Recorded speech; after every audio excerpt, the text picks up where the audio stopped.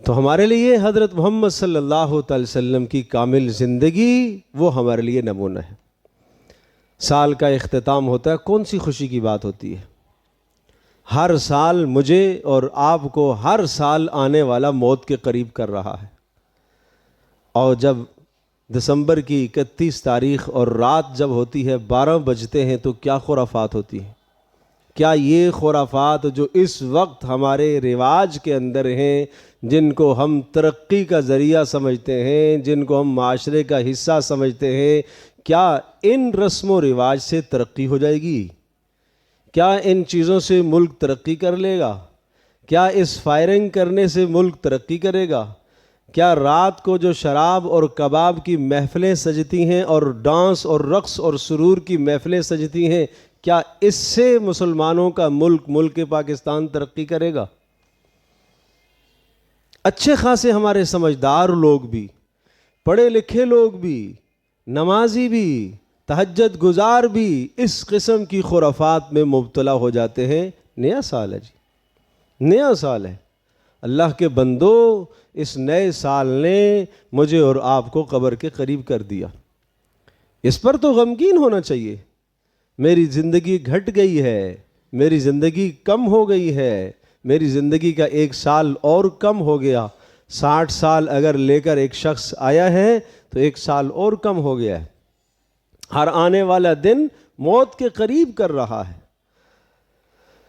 تو ہمیں سوچنا ہوگا کہ ہم کن خرافات میں پڑے، کن چیزوں میں پڑے ہیں، اور ان کو ہم ترقی کا ذریعہ سمجھیں، اور ان کو ہم دین کا ذریعہ سمجھیں، اور ان کو ہم زمانے کا تطور سمجھیں، اور ان کو ہم زمانے کے ساتھ ساتھ چلنا سمجھیں، قدم بقدم زمانے کے ساتھ چلنا سمجھیں۔ تو پھر رسول اللہ صلی اللہ علیہ وسلم کا فرمان سن لیجئے کہ تم اپنے سے پہلوں کے نقش قدم پر چلو گے۔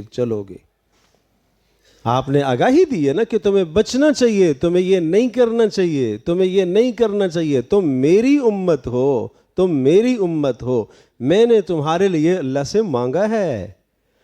رسول اللہ صلی اللہ تعالی وسلم نے اس امت کے لیے اللہ سے مانگا ہے، اتنی دعائیں فرمائی ہیں۔ معراج کی رات میں بھی رسول اللہ صلی اللہ تعالی وسلم اس مبارک امت کو نہیں بھولے، اس موقع پر بھی آپ نے یاد فرمایا، اور آج یہی امت، اس امت کے جوان رسول اللہ صلی اللہ علیہ وسلم کی باتوں اور آپ کی سنتوں کا جنازہ نکالتے ہیں، اپنے ہاتھوں سے رسول اللہ صلی اللہ علیہ وسلم کے دین کو ڈھاتے ہیں، اپنے ہاتھوں سے رسول اللہ صلی اللہ علیہ وسلم کے دین کو برباد کرتے ہیں۔ یہ کل قیامت کے دن محمد رسول اللہ صلی اللہ تعالی علیہ وسلم کے سامنے کس منہ سے جائیں گے؟ یہ کیسے چہرہ دکھائیں گے؟ یہ کیا شکل دکھائیں گے؟ کس کی تہذیب اختیار کی تھی؟ کس کا طور طریقہ اختیار کیا تھا؟ کس کے نقش قدم پر چلے تھے؟ زندگی کا مقابلہ، موازنہ کرایا جائے گا۔ ایک آدمی کہے گا میں محمدی ہوں، میں محمدی ہوں، کہا جائے گا اس کی زندگی دیکھو محمد رسول اللہ صلی اللہ علیہ وسلم کی زندگی کے مطابق ہے کہ نہیں ہے۔ اعمال صحیفہ کھل کے آ جائے گا سامنے، دیکھو اس کی زندگی محمد رسول اللہ صلی اللہ علیہ وسلم کے مطابق ہے۔ اس کے معاملات، اس کے معاشرت، اس کا رہن سہن، اس کے رسم و رواج محمد رسول اللہ صلی اللہ علیہ وسلم کی زندگی کے ساتھ میچ کھا رہے ہیں تو ٹھیک ہے، اس محمدی ہونے کا دعویٰ اس کا سچا ہے، اس کو کر دو رسول اللہ صلی اللہ علیہ وسلم کے ساتھ، آپ اس کی سفارش فرمائیں گے، اسے جنت پہ لے جائیں گے۔ لیکن اگر ایک آدمی کی زندگی ایسی نہیں ہے، اس کا دعویٰ صرف زبانی ہے کہ میں محمد رسول اللہ صلی اللہ علیہ وسلم کا امتی ہوں، اس کی زندگی میں کوئی رمق سنت کی نظر نہیں آتی، اس کی زندگی میں کوئی دین کا شعور بیدار نہیں ہے، اس کی زندگی میں رسول پاک صلی اللہ تعالی علیہ وسلم کی کوئی سنت، آپ کا کوئی عمل نظر نہیں آتا، تو وہ کس منہ سے کیا شکل دکھائے گا؟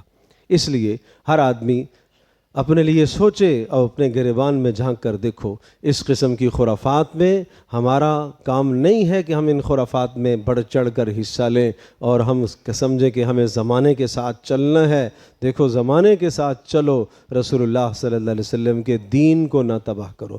جس چیز سے آپ نے روکا ہے، اسراف ہے، فضول خرچی ہے، اور یہ اس طرح سے باہر نکل کر روڈوں پر رات گئے تک گھومنا پھرنا، اذیت دینا لوگوں کو اور مسافروں کو پریشان کرنا، راستے بلاک کرنا، بند کرنا، یہ اس امتی کا کام نہیں ہے۔ امتی کو تو یہ چاہیے کہ نیا سال شروع ہو رہا ہے، اللہ سے گڑ گڑا کے مانگے کہ یا اللہ اس نئے سال کو میرے حق میں خیر والا بنا دے، یہ اس کا کام ہے۔ گزشتہ پر استغفار کرے کہ مجھے کیا کرنا چاہیے تھا، میں نے گزشتہ سال گنوا دیا ہے، میں نے وہ سال تباہ کر دیا، نافرمانیاں کر دی، نیا عزم کرے، نئے ارادے سے زندگی گزارنے کا عزم کرے۔ یہ اس امتی کا کام ہے، نہ کہ یہ خرافات۔